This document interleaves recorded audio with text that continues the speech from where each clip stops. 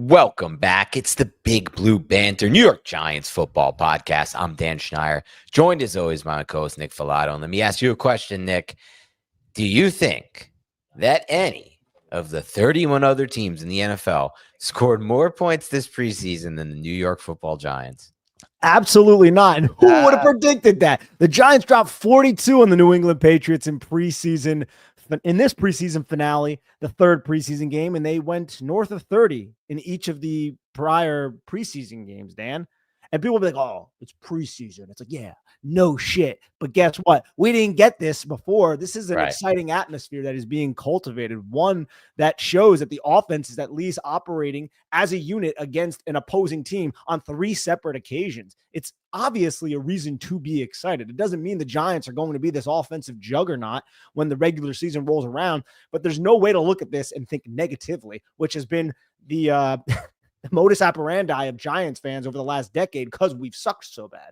It does feel like there's a turn in the energy, not just with the team. You can see them celebrating even these preseason touchdowns, second, third string. It doesn't matter. Neighbors is over there celebrating. Dexter Lawrence is over there celebrating, two of the most important players on the team that are obviously first stringers and weren't playing in this game.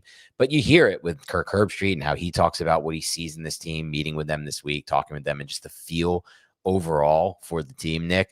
And I think with us as a fan base, dude, and you could just see it from our downloads if you want to get to like the nitty gritty of it, but you could see from everyone. I mean, I talk to people about the Giants all the time in my life, Nick, passing people that I work with or that I'm friends with. And there's a lot more excitement. They're a lot more interested in this team and what's going to happen. And obviously we have to see it all play out in the regular season, but it's a good start. Let's just put it that way. And it's a good start for Dart. No rhyme intended. And I will be probably having some weird slip-ups tonight, Nick. This is my 4th show of the day. I've never done a day with 4 shows. Did a 10 a.m. podcast on FFT, which was basically just all my guys. So it was like I had to lead the show. Then I did a show. I want to call you out on this one, and I didn't mean to cut you off because this is important, but I want to say you've done 4 shows in a day. I've never done 4 shows. We never did. Did we ever do 4 in a day? We've done 3, and I just did 3. We've definitely done 3. We've done 3 a lot. So I just had to imagine that you had a 4th at that point because you do podcasting for CBS. I feel like all the times we did 3 were like weekends when we had time and we just cranked them all out. I don't know if I ever had like a CBS show those days, but I just recorded Mailbag literally before this. So my words might get messy tonight, which is why I have Nick, the big wordsmith, over here. So that's a good thing. But like I was saying, like, it's as good of a start as you could ask for, not only for this team this preseason, but for Dart this preseason. So you were at the game tonight, Nick. The next question I'll ask you, since you already answered the first one correctly, is what did it look like there at the stadium? Was there energy more than there has been? And what did the actual, plays like? Let's start with Dart. How did he look like from that 30,000 or that all 22 foot view? He looked fine, man. Yeah, Jackson Dart looked great, and he was, 6 of 12? I had it right in front of me. He was 6 of 12, I know that much. And people might look at that and be like, it's 50% complete, man. Dude, he had like 5 drops. Yeah. Like 5 drops. Bo Collins, Bo Collins did not have a good game. Jackson Dart was 6 of 12 for 81 and a touchdown.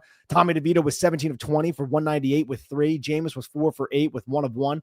When it comes to Jackson Dart, though, that pass he had to Bo Collins on the deep corner route, that was splitting a safety flowing over top and then a cornerback who I believe was in trail. It might have just been man coverage. I'll check it all on the all-22 tomorrow. But either way, he stood in the pocket, maneuvered the pocket, then took a massive hit because Evan Neal got beat to the inside. I'm not sure if Neal thought he was going to have center help there. Again, I'll reserve my full judgment, but wouldn't be a surprise if he was just beat. Let's be honest here.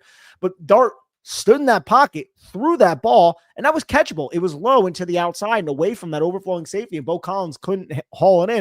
And then on that second and long, Bo Collins had another in drop.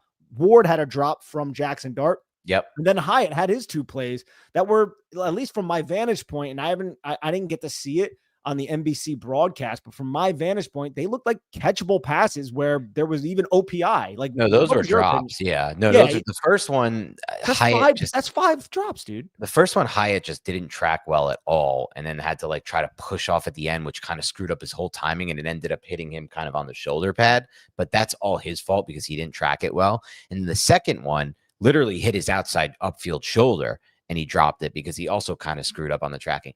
One thing that's disappointing me about Hyatt, and I know he did have a touchdown later from Jameis Winston, but it was really just a perfectly thrown ball. So like it is what it is. Like it's an okay play by Hyatt, and I guess he kind of stacked the DB. I mean, he's working against these like third string DBs. That's the only thing I'll say about all our stats and excitement about tonight. The Patriots really did a prime Belichick Vrabel. They didn't even play anyone in this game. This was just the pure back end of their roster, which was a bad roster to begin with. It's a young roster. So just keep that in mind. And I didn't think Hyatt was separating well at all against these DBs for what I'm expecting out of him. But that second, his touchdown, he kind of stacked them and just put in a good spot. But the other two drops were really bad drops from Hyatt. Absolutely. And I want to focus on one thing you just said there, what I'm expecting. And I think that's on us Giant fans. We shouldn't really be expecting that much from Jalen Hyatt. I think anything we get from Jalen Hyatt at this point, we go, oh, okay, good. He can still play football, and he's maybe taking some developmental steps. But after a season where he had 8 catches and was hardly used by this coaching staff, the same regime that traded up for him, I don't think we should have many expectations for Jalen Hyatt. I'm glad he was out on the field. I'm glad he had that touchdown catch by Jameis Winston. Again, great throw by Jameis Winston. And it seemed like a coaching point from the Giants that they wanted to get Jalen Hyatt going deep, because there were several times where Jalen Hyatt was running deep and Jameis Winston or they were just throwing it up to him because it was a one-on-one matchup, and he did not really rise to the occasion. Bo Collins did not. I didn't think the receivers came off looking great in this game. Jonathan Ward had a great 41-yard screen touchdown. Fedone looked amazing, getting tackled at the 1-yard line and having the other touchdown, narrowly missing another one from Dart in the first quarter. And then Greg Dulcich, like, I don't know how you can get rid of this guy. This guy obviously has a rapport with multiple Giants quarterbacks at this point, and he's making the Giants have a really tough decision in a crowded tight end room, right? So the wide receivers, though, not as much. And look, Jalen Hyatt, I'm glad he caught that one touchdown. It bodes well for him, at least like on paper. Be like, oh, yeah, he had a touchdown catch. But overall, I look at it and I'm like, dude, are we going to be able to trust this guy to be where he has to be? And if we can't, then you're just looking at an 11 personnel package where it's Wan'Dale in the slot, Darius Slayton, Neighbors. That's a solid 11 personnel package. Behind that, who the hell do the Giants have? At wide, like the Giants are kind of dangerously thin at wide receiver. If we can't rely on Jalen Hyatt, and Bo Collins is the other guy we're talking about.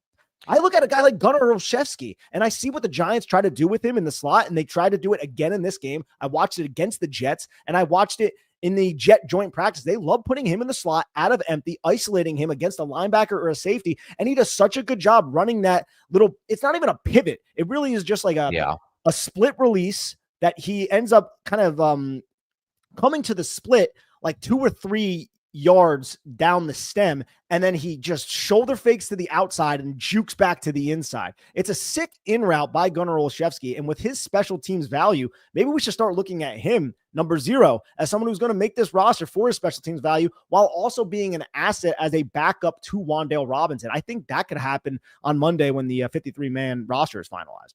I think that's an excellent call. I think he uncovers better than most of the receivers we watched tonight, if not all of them. And yes, it's all kind of in, like you said, in that slot choice route area. I don't think we would ever want to see him on the outside, but whatever. That's a valuable role in this offense, and it's something we've tried to get Jameson Crowder in to do, and Cole Beasley for a little bit, and different bodies, and we have Wan'Dale to kind of run those routes now. But if he gets hurt, like you said, the depth at receiver is really, really bad.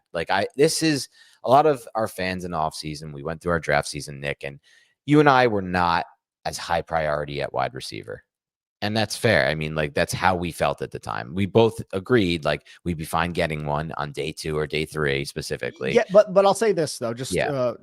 We were very high on Hunter. And one of the reasons why is because getting him in the building with Malik Neighbors would just make the offense, you know. If we could have got Travis Hunter, we probably still, I mean, I would have at the time taken him over Abdul Carter. Now I look back and I'm not sure. Yeah. Now I wouldn't. I'm not sure I would have wanted to do that. I don't think so. But, yeah, but we weren't banging the table for any guys in round 2 or 3, really. And that's also kind of how the draft played out. I didn't love any of the prospects in that range, like Pat Bryant. Like, I was okay on Pat Bryant.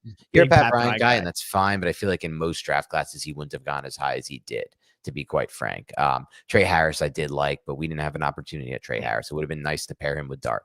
Point being, like, we are very shallow at wide receiver, as you mentioned. I mentioned the other day, I wasn't really high on Wan'Dale Robinson because of the things we've talked about, his physical limitations. Yeah, I was thinking maybe we can get some situations where it's Hyatt on the outside, Slayton on the outside, Neighbors on the slot. Kind of off of that already because I don't really want Hyatt on the field. I don't want Bo Collins on the field if they even keep him on the roster.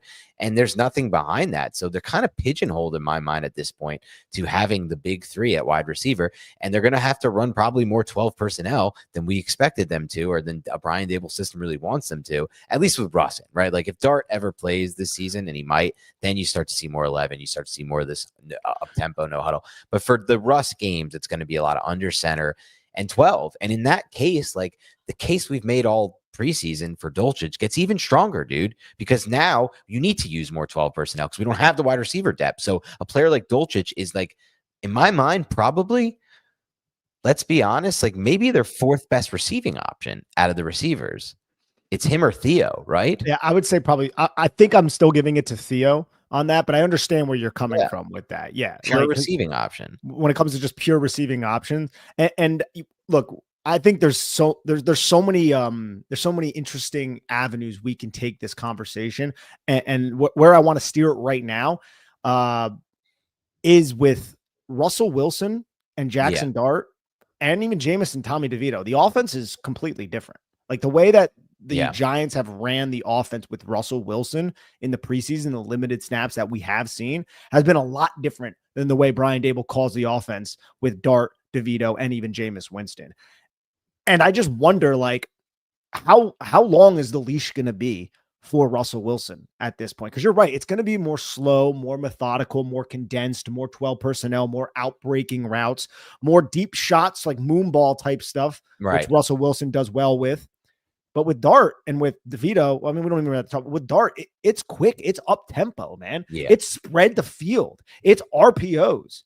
It's what we kind of expected Dable's offense to look like when we first hired him. It really is. And I think that's and I just think that's very interesting that they have those like two, like there's a certain, dichotomy right there, right? Because those are two different offensive philosophies and styles. Right. And I wonder how flexible one is to the other, because it seems like, and again, it's hard to really evaluate because you're going up against, weaker defenses that are not all that creative. But the Giants have been cooking out of this up tempo. There is a lot there, right? The screen game is working. Right. Like I thought DeVito and Dart in this game were on point with their RPO passes. Like I thought DeVito was cooking with his RPO. I thought DeVito looked really good. Like he's going to be a practice squad guy for the New York Giants, but I felt like he was dialing up those RPOs and getting the football out of his hands very quickly. It's something that we've seen a lot from Jackson Dart as well. But it is interesting to me that like that's not Russell Wilson's game. Like these are two different offenses, and how long are those two different offenses going to be with the New York Giants if that first offense, Russell Wilson's offense, fails to move the football and score points? Right. It's a totally different vibe that we're going to have once if Dart plays. They threw up the schedule today, Nick. It's crazy. Like the first 8 games the Giants play, it's insane. I've never seen a schedule in my life look as bad on paper. It's like there's not a single break except for the Saints in those first 8 games. The next closest breaks are like the division games. You're like, maybe they can steal something in the division. But the team they play twice in those first 8 games is the Eagles. So it doesn't even feel that. I don't feel that confident they're going to steal one of those Eagles games. I feel way more confident they can steal Dallas or Washington.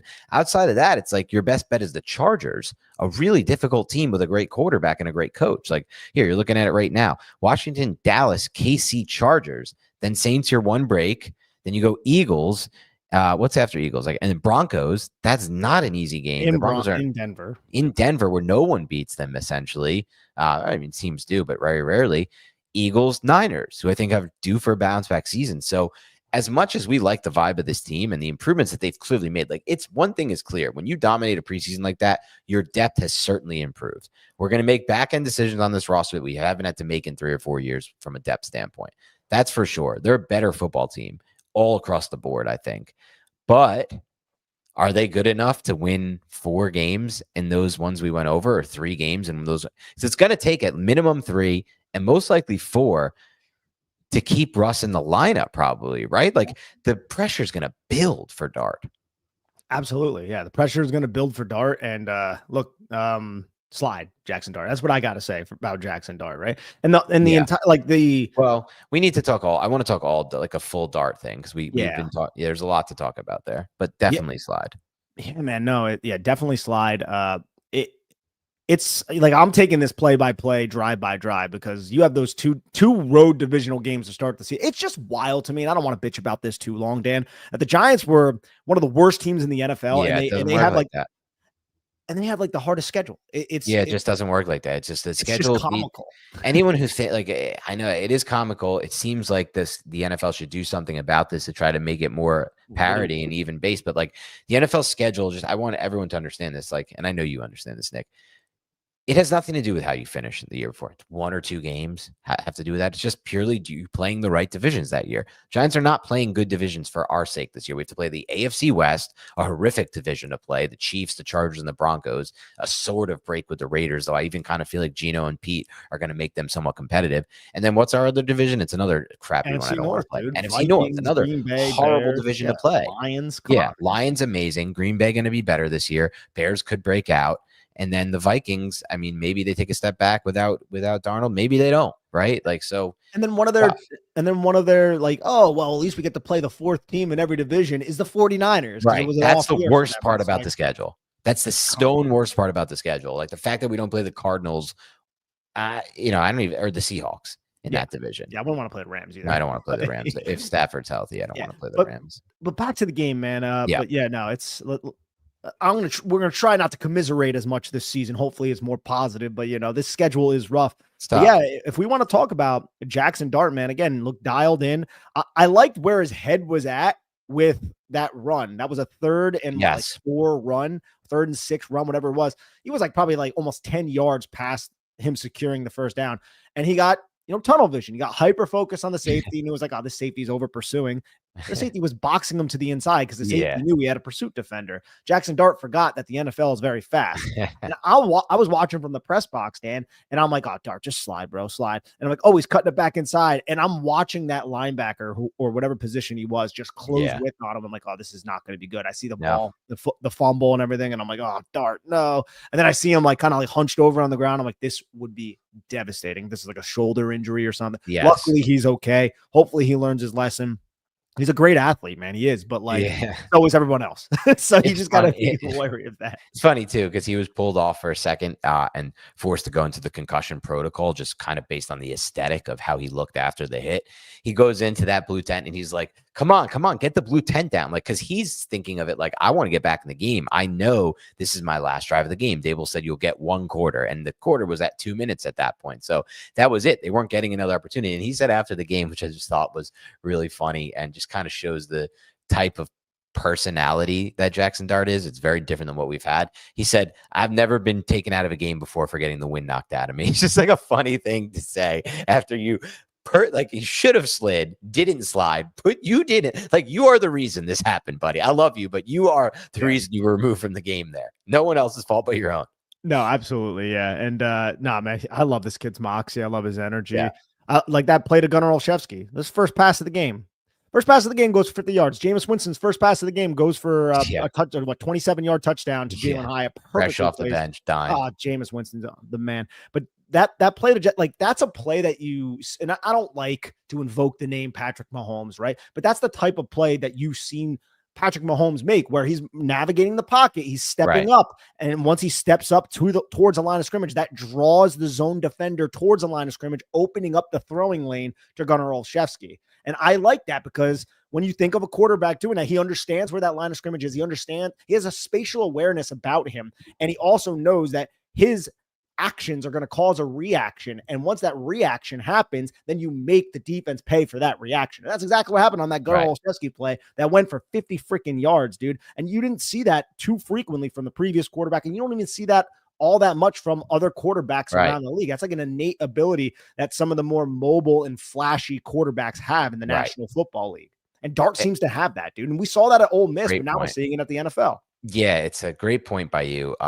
Jacob Gibbs, who we've had on the show actually before, my co-host for Beyond the Box Score, he retweeted a clip he put up during draft season of Jackson Dart. And it's so funny you mentioned that, Nick, because it was like the same play. It was a little bit different. It was outside the numbers and it was down the field. But Jackson Dart navigated the pocket at Ole Miss on this play, got outside of it, and then on the move, rolling to his right, put a dime up there on the outside shoulder of a guy running a vertical route. This was obviously a little different. He hit, Gunnar Olszewski on a shorter throw.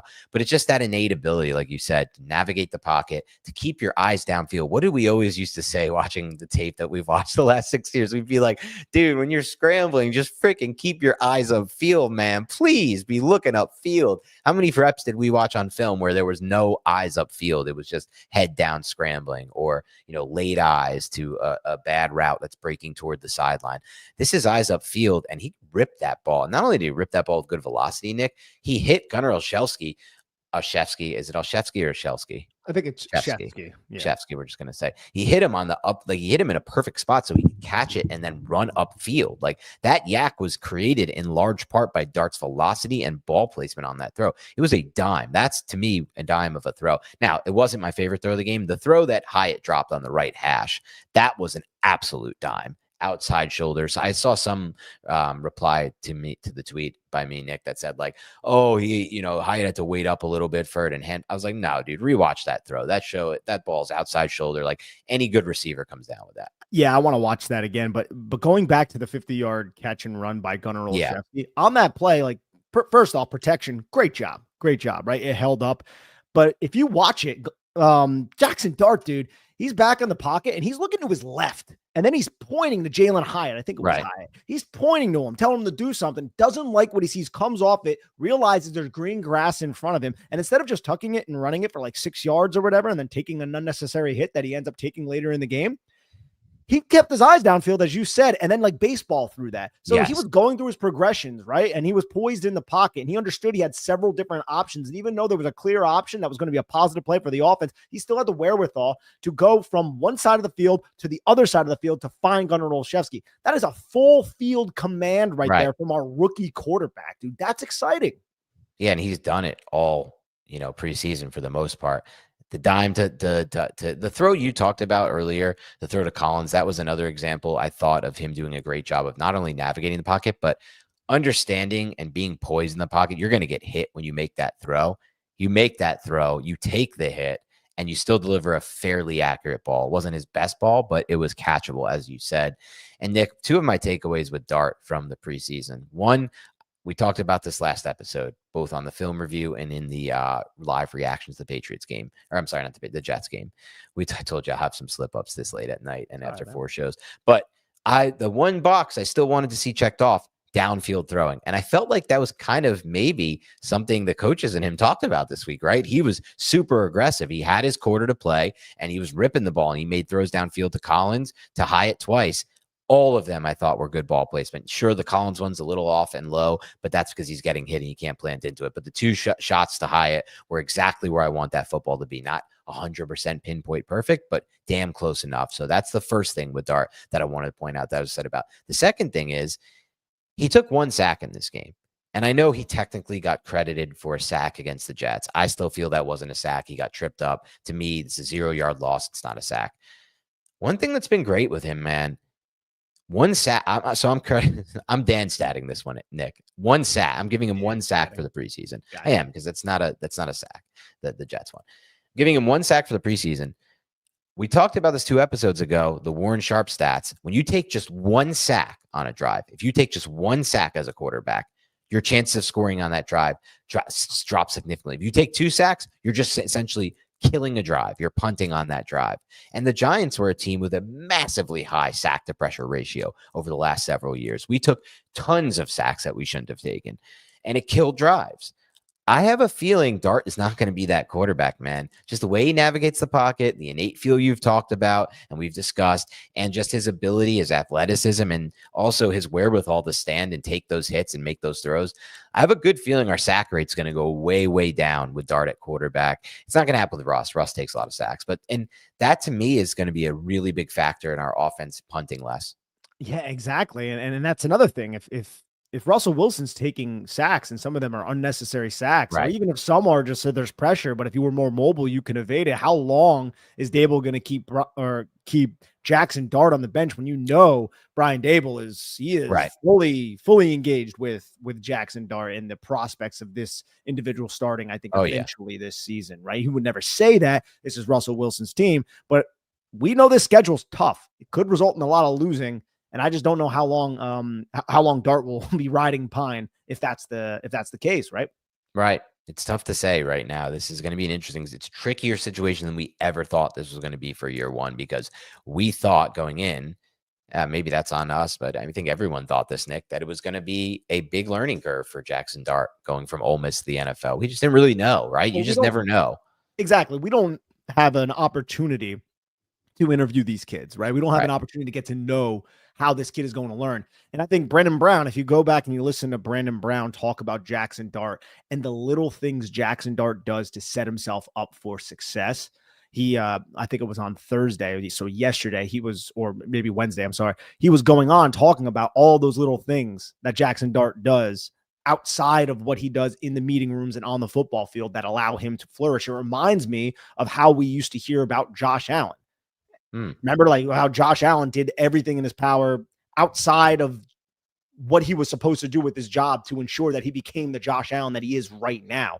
And Brian Dable also curtailed his coaching style. I remember we heard a lot about this when the Giants hired Brian Dable, curtailed his coaching style to enhance Josh Allen's learning abilities. I imagine that's what he's doing with Jackson Dart right now as well. So this is just an environment of learning right now for a young player. And we're seeing that translate to success on the football field in preseason. Another reason to be excited, right? So, again, we won't know until the regular season rolls around and Jackson Dart actually receives starts. Right now, it's Russell Wilson's team, but I mean, we don't have any reason to be worried.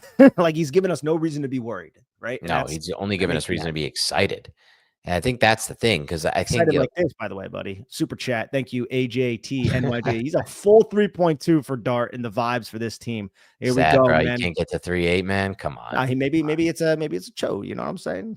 You got the thickness, bro. All right. Now this is it's late night right now. Family show. It's a family show. Nick. The vulgarities, right? Reel it in. It's a family show. I don't know if it is. You know, I don't know. We try to appease the family, but there's a lot of cuss words that are said. That's probably true. Yeah, I wouldn't say we're a family. I don't think our audience is. I don't think we're too crass. No, we're not too crass. And I'll say this: look, some of that stuff to me goes in one ear and out the other. As far as he's doing all this stuff right after off the field, because that was Daniel Jones to a T, and you're still hearing that with some of the players on Indy.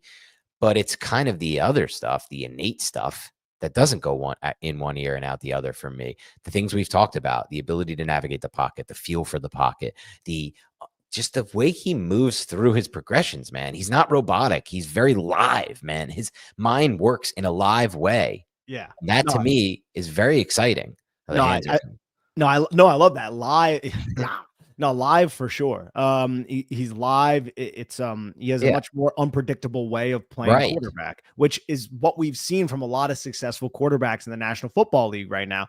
Whereas the previous quarterback here was very mechanical, very robotic. And, some of his mechanics were good from that standpoint when it came to his feet and his hips and his shoulders. They're in the right place when he's throwing the football, but that doesn't always lead to it being a good football, right? But with Dart, he's throwing off balance sometimes. I think that's a great point. And his arm trajectory, I know you're going to get a full 3.8 here, changes the arm slide. He can throw around that defensive end crashing in. He can go over top. Right. It's not always over top. It's not always that same delivery that he's been trained through, just trained ever since he was back in high school, right?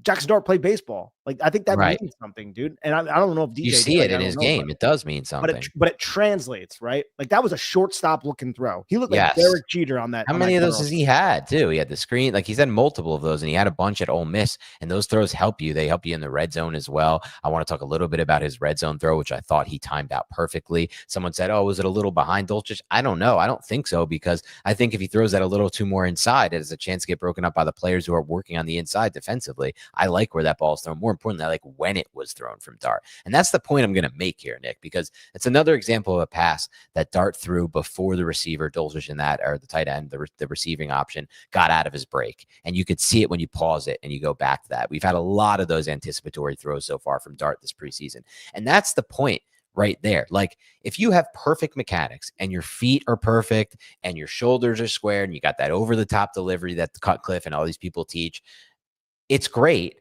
But you know when it doesn't matter? If you're not on time. If you're not getting the ball out fast with anticipation before the wide receiver gets out of his break and leading him into space, it doesn't matter how perfectly mechanics you are. You're throwing to a spot that's late and that's behind the receiver. Jackson Dart may not have the best mechanics right now, throwing and feet, but if he's getting the ball out on time and his release is just generally speaking a lot faster than what we're used to, and I mean a lot faster than that over-the-top delivery. That ball is out of his hand quick. If you're watching, it matters more. Like, it beats all mechanics. It beats all footwork. It beats all the teach tape stuff. Like, that doesn't help you. What you need is to get the ball out on time.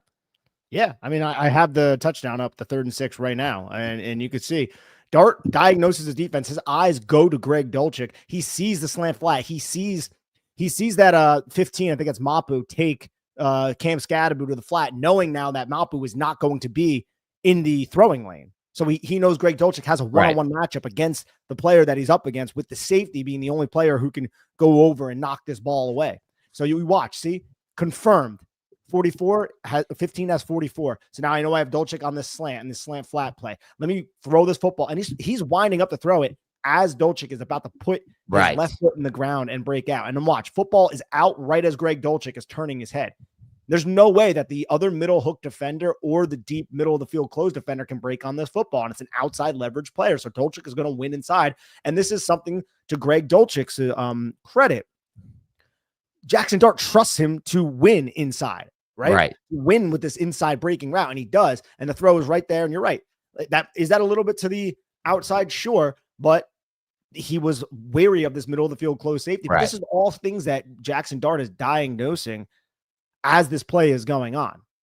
And that's a quick look how quick that release is, right? Quick release, bro. The ball's out. It doesn't take this long, lengthy, slow over the top delivery. It's clunky. No, the ball's just out, and it's not perfect. Look at his feet. Like, nothing. I mean, that's actually not a bad base. This is fine. This is good stuff. But there are times where I've seen him, especially in his Ole Miss tape, where it hasn't looked perfect from a footwork and a base and a arm mechanic standpoint. It doesn't matter. Is the ball out on time? Are you throwing it and leading the receiver? And is your release quick? Those are what, and is your velocity good? And does the ball placement end up being good? Because a lot of the throws, dude, like the one to Gunner, he's not set when he makes that throw. And the ball placement's still perfect despite not being set. That's the baseball background you talked about. That's the natural ability that you talked about. And ultimately, I'll take natural ability over taught traits, to be honest, like mechanically taught traits, to be just perfectly clear. So I'm very excited about Jackson Dart. We've spoken a lot about him. We talked about almost all of the throws from tonight. Brian Dable, after the game, Nick said that in his opinion, not a single pass that Dart made should have been incomplete. He said all of them should have been completions in his mind. And I think there's a case to be made that he's right. Now I'm trying to think, what is the one that wasn't a drop that we went over? Because he had 6 incompletions. We went over 5. 2 to Hyatt, 2 to Collins, or 1 to Collins? 2 to Collins, 1 to Ward, 2 to Hyatt. That's 5. We're missing 1. Yeah, I'm trying to remember. Somebody in the chat, if you guys have it, shout that out. I'm trying to remember what that other one was and what exactly happened on it. We should probably talk briefly about Cam Scadaboo. Look, he got a couple snaps. Oh, the one on the sideline in the end zone. Yeah, Steven, thank you so much. The Fedone one? No, I think I'm not sure I agree with Dable on that one. I think that was more on Dart, but it was a tough throw to make. So I couldn't see from the press box. It's a little wide. It was a little wide. Yeah. Maybe he thought Fedone should have broke. I'm not sure. I got probably. I'll check that on the all 22 tomorrow. But yeah, no. With Scadaboo, I think he had 3 carries for 4 yards each, and total to 12 yards. Tripped on one of them, his first carry. We didn't get much scat. No, I didn't really get much scat. At least he's out. He's playing. Yeah, exactly. Dude, the Patriots, dude, it was such a funny game plan. It was like, we're just going to run the football a bunch and put this guy, Woldridge, in there. That was so nuts, Woldridge. This guy's like 25 years old. They really just Belichicked this thing. I mean, they didn't put anyone out there. Yeah, and to the Giants, or firstly, I guess we'll stay on the offense, then we'll go to the defense a little bit. So I wanted to ask you about Evan Neal, because from the press box, it's a little difficult to really evaluate and see unless I'm focusing on Neal, and I was more so focusing on the entire offense in general. I saw the one play where Dart got hit. It looked like Evan Neal surrendered inside pressure. I'm not sure if he thought he was going to have center help there. Either way, like I said earlier, I don't know if I should be I don't know if I should be as forgiving or as like looking at Evan Neal in the sense like, oh, maybe it was somebody else, because a lot of times it is Evan Neal. But what was your overall impressions of Neal watching it on the television? Really bad, to be honest. Oh, I really? thought Okay. it looked really bad to me. So he got beat multiple times in pass protection. One, he kind of rode the defender up the arc, sort of up out of the play, but it was bad, dude. Like, and here's the thing. If this is happening for Evan Neal against third string Patriots players, what the hell is it going to look like against somebody like Jeffrey Simmons or whoever the hell they're going to face on the interior at the worst? Like, any of the Eagles interior guys, for example, or even Odigizua for the Cowboys. Like, he will destroy a player like Evan Neal.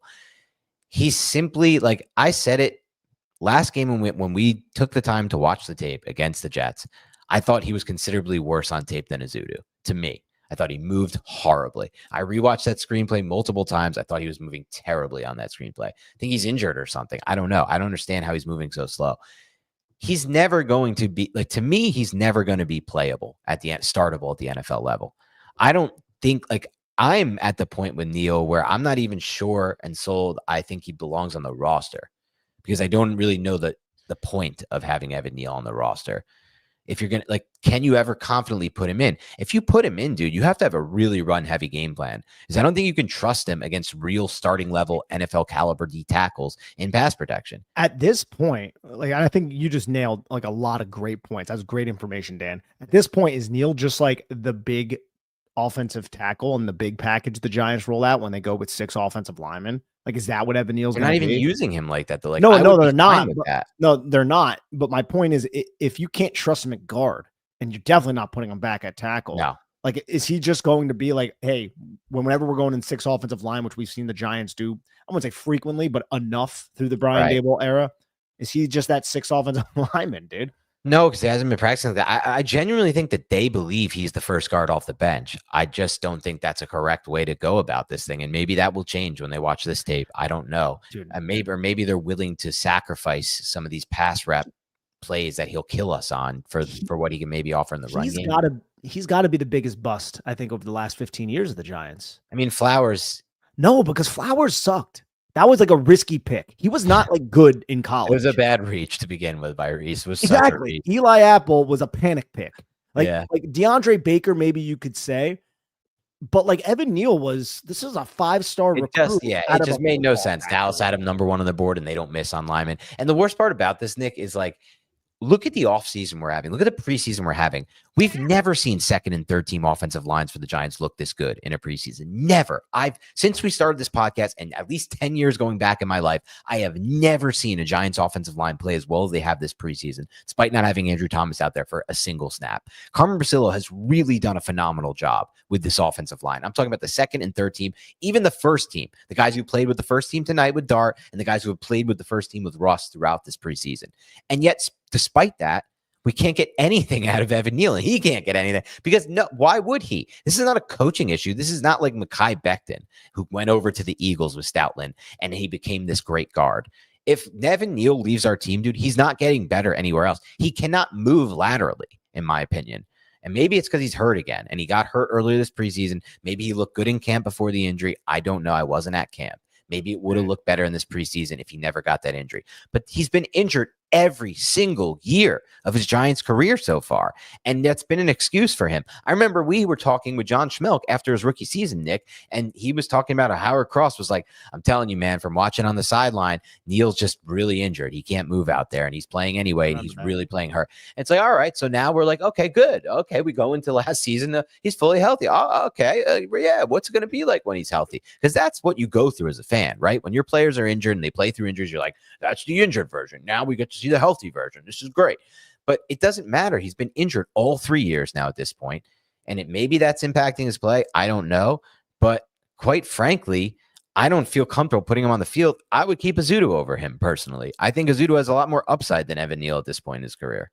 Yeah, I mean, I don't think that's as terrible of a take as we would have thought a couple years ago, or even maybe Crazy. earlier this offseason, because at least Azudu has some solid reps this preseason at guard, right?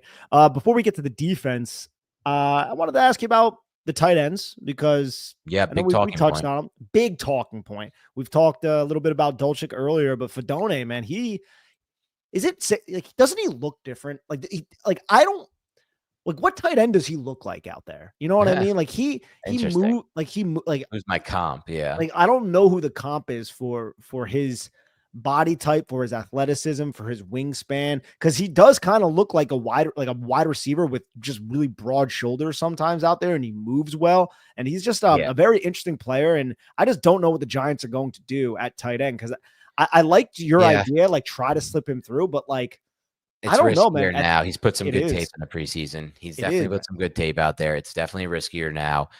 Um, it's a tough spot for them. I don't know how they can ultimately cut a player like Dolchich, though, with what we described earlier, the lack of depth at receiver. And I And then know, it's like, and and I don't mean to cut you yeah, off, but no, like I go don't for think it. the Giants would have showcased Fedone as much as they did if they were going to try to slip him onto the practice Agreed. squad. That's a good point. That's a very good point. So maybe they're not even considering that. And Bellinger didn't play in this game. He was a healthy scratch, which would make me think that he's locked into a roster spot. Same with Manhurts. Was But he a healthy scratch or is he dealing with something oh small? no, I think Bellinger, you're right, is dealing with an injury, which maybe might impact their final decision I there. mean, if there is, and again, I'm not sure. Maybe that's like I don't want to say a good thing because you never want anybody to be injured, but like maybe the Giants could do some roster maneuvering to get Bellinger on the Sure. IR and then have him heal up, and then we enter the season with Yeah. the tight end room with those two, and then take it game by game. It's tough to say what they're going to do there. I mean, I think they're ultimately definitely going to keep at least, and not at least, but four of these people. Like they're not going to go to three tight ends. I think we know that, especially considering they're going to probably lean more heavy on 12 with Russ.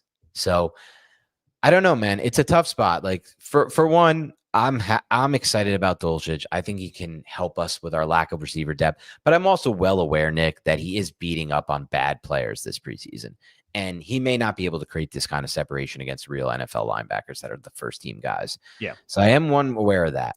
Two, I'm aware that Theo has a role. And Theo is the locked in one, and I'm aware that Manhurts has his role. Like it's a role that is pretty unique and pretty specialized. And I would argue I'm not a huge fan of keeping those types of players on my roster personally, but I'm fine with it. Like it's okay.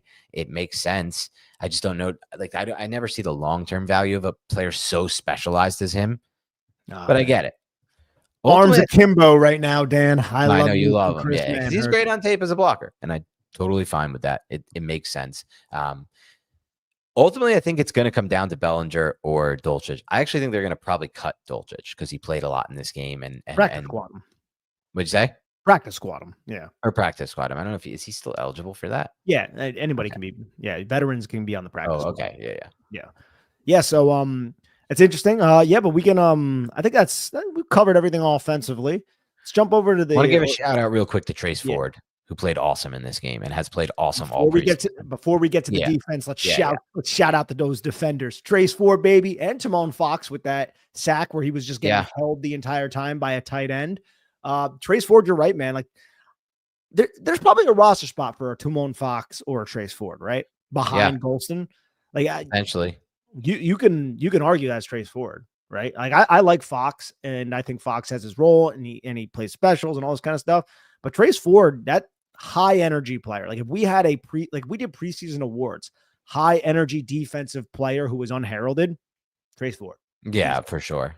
Art Green, I thought, had a really nice tackle on that one play where he like He stuck plays. the guy. Yeah, the first one that was one that came to mind where he stuck the guy and like prevented that first down. One other player I want to give a shout out actually before we move fully off the offense. I just thought Schlottman played pretty solid at center in this Yeah. game. Not a lot of pressure up the middle. I don't know what the Giants' plan is behind JMS at center. Like, we don't really get much information on that. We haven't heard anything on that front. We don't know if he went down, would they put GVR at center and then put in Neal or whatever at guard? I'm just kind of curious what they're going to do going into the season with that position. I kind of think it's going to be Schlottman. It might be, and I'm fine with that, honestly. I mean, he might have made it last year and he got injured, if I'm not mistaken. Yeah.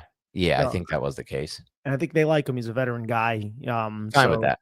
Yeah, exactly. It's just, but you're right. I mean, if it weren't for Schlottman, what would the plan be? Like GV, like I don't know. I mean, you have Yeah, we options. speculate on GVR, but we don't even know if that's even in their line of consideration. No, we don't. It's pure speculation at this Yeah, point. But yeah, I thought a lot of the set. I mean, again, you're going up against this quarterback who's never going to see time in the regular ever. season, and you're going up against like their best receiver was John Giles. John Crazy. Giles was on the Giants last year. They just emptied it. They just emptied it out of Yeah. bats. They didn't put a single meaningful player to their season in this game. So to keep that in your mind as Dan and I talk about and Yeah. rave about the Giants secondary, because the Giants secondary shut everybody down, dude. Yeah, it was 42-10. They had like no 40 passing yards. They had no passing yards. They moved the football a little bit during the 2-minute drill at the end of the first half. But other than that, they couldn't really throw the football or complete anything. Cordell Flott had 2 PBUs in a row on John Giles on the same exact route, consecutive plays. You had O'Donnell Fortune, I think, also had 2 PBUs, and he looked spry and he was playing well and physically. And that was a really nice PBU in the back or towards the end zone. He actually gets his head around. He got his head around. You know, play cornerback. Bro. Art Green, another one, had that really nice physical tackle.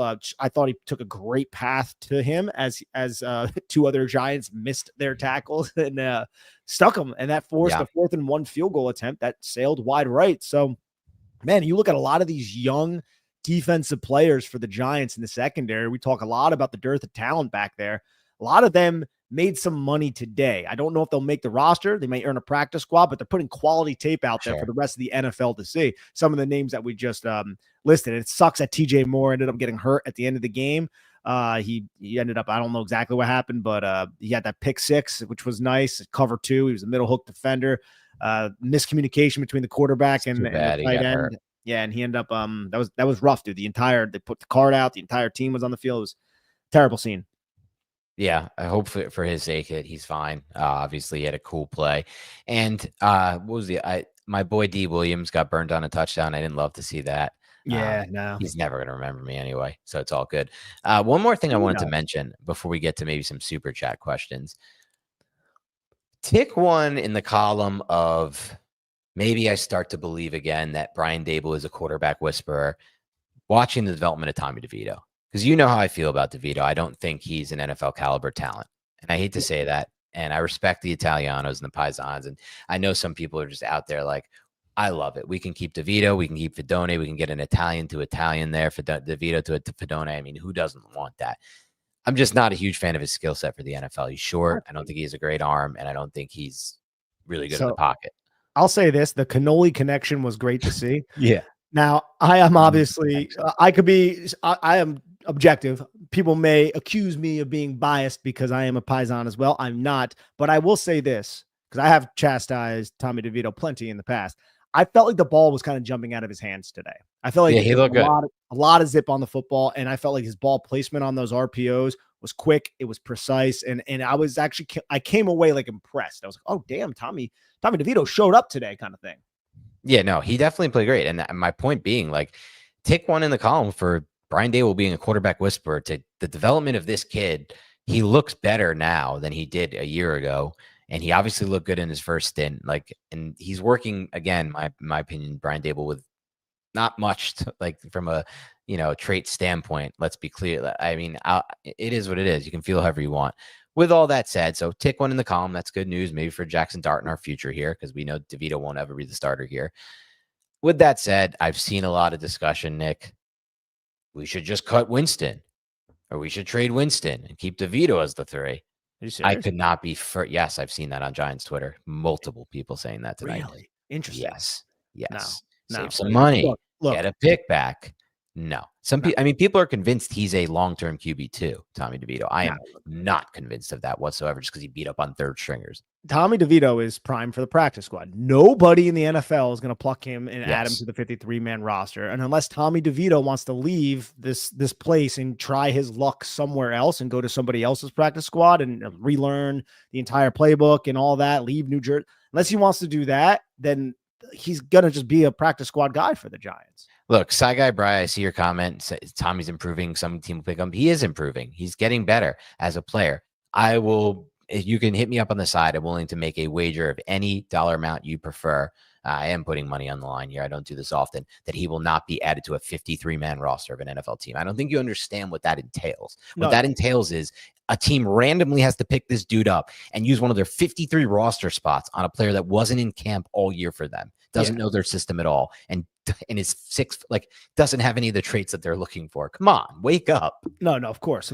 But again, like, you could also choose to go to another team's practice squad. So I could see him going to a practice squad of another team for sure. That's another way that's another risk that a team takes when they put players on the practice squad. So if Tommy DeVito, like, I'll go to the Saints practice squad if the Saints wanted him, that could be the way the Giants could lose him. But with that said, like, I'm not like if that happens, it's like, okay, like, best of luck to you. I'm not going to part ways with you. People will find another UDFA to develop, to be quite frank.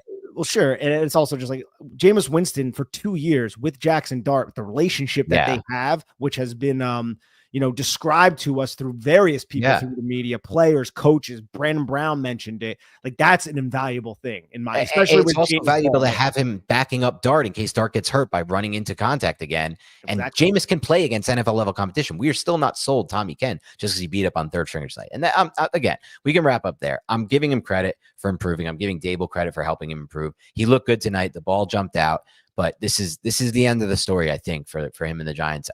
And I hate to say it, but I do hope that is the case, because I don't believe he should make this roster. Other than practice squad, whatever. You want to put him there, that's fine. And it's no knock on him. It's just we have 3 talented quarterbacks on this roster. I love him. Dude, like Jameis, dude, every time Jameis Winston's on the football field, I get excited because he does shit like he throws a pick, but he also throws touchdowns all the time. That pick was to Collins too, who, again, we mentioned it briefly. Like, if there's a loser from this game, it's Bo Collins. Like, I went into this thinking like Bo Collins would make the. Well, it's Hyatt too. Oh yeah, Hyatt too. I think the Hyatt thing, like, I think the Giants knew this about Jalen Hyatt. I think this is one of the reasons why Jalen Hyatt wasn't finding the football field, right? And then you talk like, oh yeah, he added 13 pounds. Oh yeah, he did. And then you see him out there, and he's getting he's trying to push off. He's just like, he's slower now. I don't think this is a good thing at all. I don't know. Exactly. He's also worrying me on the Neil front, and then him. I just don't. I'm losing the utility of a Jalen Hyatt. If he's not going to torch these dudes, these Patriots third stringers, like, it's not good. I know, dude. And then when the one ball like hits him in the shoulder, it's just like the other one was worse. It hit him like it was just the second ball was much worse somehow. Yeah, no, dude. Like, and again, the press box it's very quiet in the press box. And, it has to be. Like, hey, this is a working environment. You're not a fan. Don't so. No, when he dropped that, like, I heard like, I heard groans behind me. It's funny because I've been in the press box and I covered them a few years ago in 2019, and you go in, Nick and I go in, and we don't have much experience at that point. And Nick's been there now a few times. At the time, my first game was Daniel Jones' home game against Minnesota, his rookie year in 2019. And, you go in with an expectation, I think you and I went in with. It's just not what I ever expected to be, because like you said, it's supposed to be the professional environment. I heard tons of like commentary and cheering. There was like, it just felt like it was not what I expected it to be up there. I feel like those lines have blurred a lot. And we, people like us have blurred those lines, because it used to be you get your media from a beat reporter or from the team website. And those are either the team website has its bias, or to some extent, I'm not saying everyone, or the beat reporter is just covering it straight. But now we have people like us, a lot of content creators that are fans of the team that are also trying to cover it straight. So you get that blurred line situation. It's interesting. Yeah, no, it's interesting. I love that too. I do, because I'm in the press box, but I feel like people listening to this show. You know what I'm saying? Like that's what I am. I'm not like I'm not like this journalist. You know what I mean? I'm somebody who grew up a really diehard Giants fan, right? Who I believe is objective about the team through my analysis based off a lot of the all 22, but also the other things that other people talk about with the New York Giants. That's why I think we're the most comprehensive Giants podcast out there, because we try to hit every single aspect of football to deliver great content, to be the content creators that we are, right? But when I'm up in the press box and I see like buttoned up guys and they have like suits on and shit, and I'm sitting there like, hey, man, this Tommy Hilfiger. I don't wear suits up there either. Not my style. Nah, never will be. All right, I met Carl, by the way, today. Oh, you did? Good. You finally met him. What'd you say? No, he's awesome. Yeah, no, he was like, hey, I love you. I love the podcast, man. He said, hey, I'm fanboying it over you guys. I'm like, I can't believe Carl Banks just said that. Like, that is a crazy thing to hear from Banks. I know. I'm like, he was so kind, man, and so That's nice. Cool. So very cool. Shout out Carl Banks. Thank you for that. Thank you for listening to our show. Shout out, Carl. You're the man, bro. All right, let's get get some some supers. supers. Yep. All right, Clarence. Thank you so much, Clarence. Appreciate you guys putting in the late nighter. 3 Thank you. preseason games, 3 30-plus point games. How many times do you think we'll do that in the regular season? Oh, great question. Love that question, Clarence. Tough one for us. Okay, how many times will we go north of 30? So how many times have we gone north of 30 in the last 5 years? 3? 4? I'm trying to think. The Colts game last year, right? Yep. We scored 30 in that one. There's been a couple Washington affairs. Have we scored 30 against Washington though ever? I think it might have been in 2019. I'm not sure exactly how far that was. Did we score 30 against the Texans that game in 2022 or no? No, I don't think so. Okay. That was like a grinded out ugly. That was grindy. I just what about I don't think we went north of 30 against the Vikings, right? I think that was like 27 or 28. Oh my God, dude. It's crazy. We lived this life for 6 years and we just kept doing it over and over again. Like, how is this not all the evidence we needed that this is not going well? We can't ever put up 30 on the board. We can't even remember. We're like dragging. The only game we remember so far is the game Drew Lock started. What the hell? Did Tyrod do it against the Rams that game? I think we had like in the 20s, maybe. I want to say in 20, like Daniel Jones rookie season, we had a few. For 2019, we scored it against Washington in that Chase Bowl game. Yeah. Okay. Yeah. So we had 41 points in the Chase Young game. 2019. That was so long ago. 34 against Dallas in 2020 on October 11th. That was also so long ago. And then 38 against the Colts in 2020. That's the last time we did it, dude. 2020 until that Colts game. No. Remember, we did it against the Colts. When we blew out the Colts when they were chanting Daniel Jones. I remember that game in 2020. Yes. And then loved beating up the Colts. The 45 point. That was the Jeff Saturday was their coach. Yeah. Jeff Saturday. And then what's his name was that quarterback? Nick Foles. Kayvon murdered him. He did the snow angel or whatever after destroying him. It was like in bad taste, but he don't think he even meant to do it in bad taste. Like he didn't know the guy was dead on the ground next to him. The guy's kidneys like coming out of his rear end. And Kayvon doing snow angel. But yeah, to answer the question, how many 30-point games will we see this year? It's an interesting question. Maybe the Saints game? I don't know. I'm thinking 1. I'd be happy to see 1. I know we did it last year, so that's probably not a great answer because we already got 1 last year. I'm going to go with 3.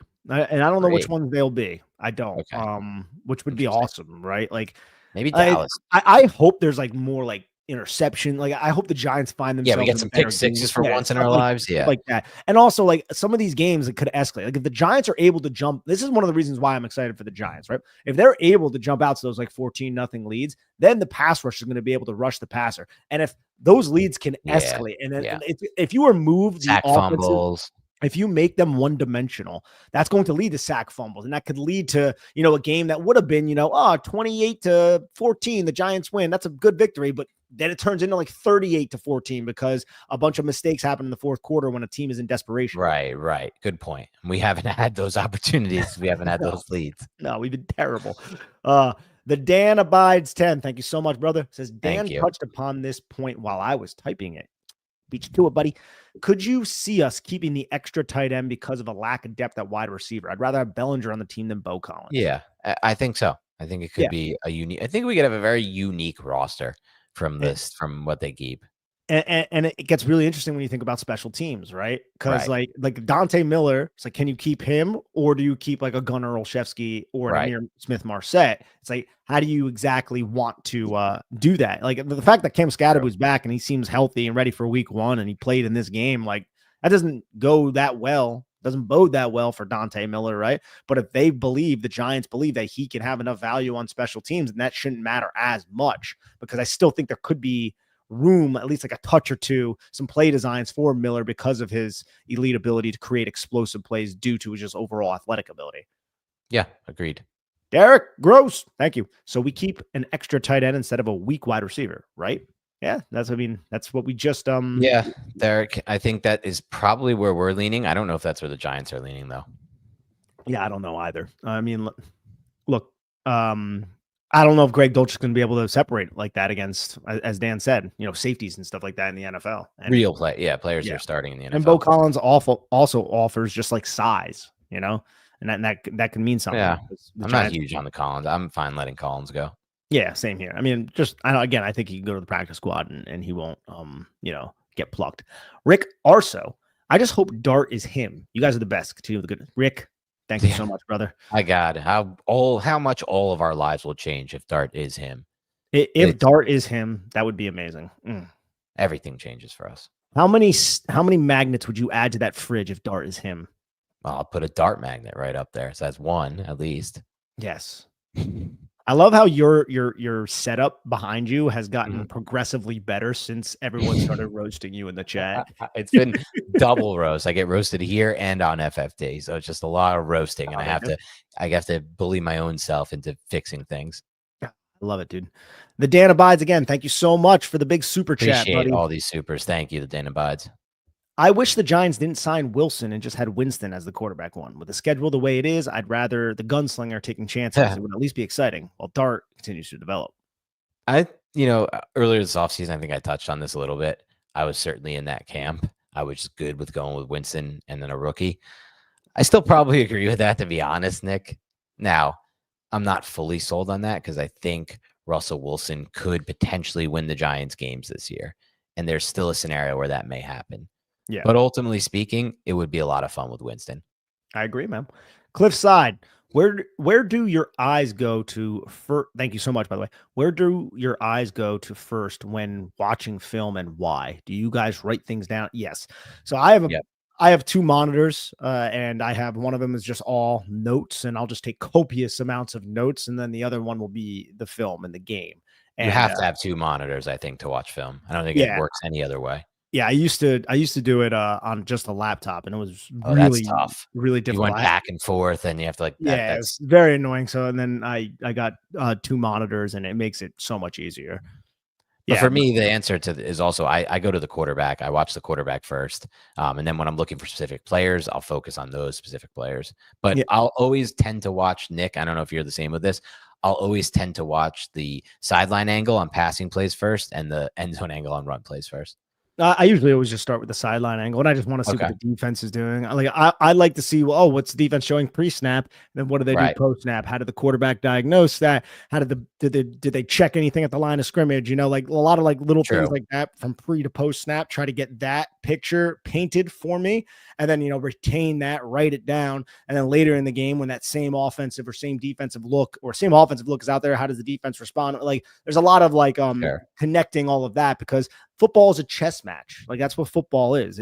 That's one of the reasons why I love it so much, is because it's such a freaking. It's the number one reason I love it so much. Between the offensive and defensive coordinators, it's a boxing match between them using 11 other guys to fight. How cool is that, dude? And that's why it's so frustrating when you're an offensive coordinator and you call a play to defeat the defense. You knew what the defense was going to do. You knew it. You had that deep post dialed up, the safety bit down on the dig. You have them wide open against an outside leveraged cornerback, and then that freaking guy drops it. Nothing.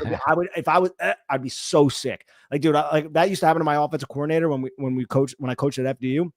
And he was great with it, but in my head, I was like, "Oh, bro, that guy wouldn't see the field again." This guy, and I love the kid, but I was like, "Oh, he's not seeing the field again, dude." We talked about that so much at practice. Yeah, of course, everything worked out except for the execution. So frustrating. You're only going to get that opportunity once in the game. That's the problem. Exactly. With the safety coming down, how you want, That's why you got to capitalize, man. Derek Gross, 31 in the playoffs over Minnesota. Talk about it. Yep. Oh, there we go. That was a 30-point game we had. I thought so. And the Dan Abides 10. Thank you so much again, man. Sending some extra money to help pay the misery fees for whatever prison Dan is currently in. Stay strong, buddy. That's funny. Wow. That's funny. Taking more shots at you, man. The brick wall. It's an interesting brick wall. What do you got at that commissary there, bub? I got some stuff in the fridge. Nothing good. Alrighty. Well, that's all of our super chats in. And guys, round of applause for Dan, who's his fourth show. It's 1:30 at 1:40 Play the in world's the morning. smallest violin for somebody who gets to talk about football all day for a living. Yeah, no, it is cool, man. I gotta, we're gonna edit this up. I gotta take the dog out for a 1:40 in the he morning gets a walk. 140 walk. Wow, Oh, good yeah, for Phoenix. He's gonna be so excited, man. Is he whining outside that door right now or no? Nah, he's napping. I took him to the spa today, dude. This dog had a spa day. Check my Instagram story, man. I'm like, hey, buddy, you want to go to the spa? He like freaks out, and then the next one is him at the spa with a tie on, and he's just like, he's fine. He's awesome. Good boy. He's awesome. All right. Thank you to everybody listening in. Please hit the like button right now. I forgot to ask at the beginning. I need a like now. Hit the like button. Also, leave a comment and rate and review us on iTunes and Spotify. That's all we'll ever ask. But look at the comments up on the screen, Dan. He is really a Giants fan, Adam Mazer. He's a diehard. We have a separate group text with myself and another Adam who works in the company, and we talk Giants ball all day. So it's very fun. He's a diehard.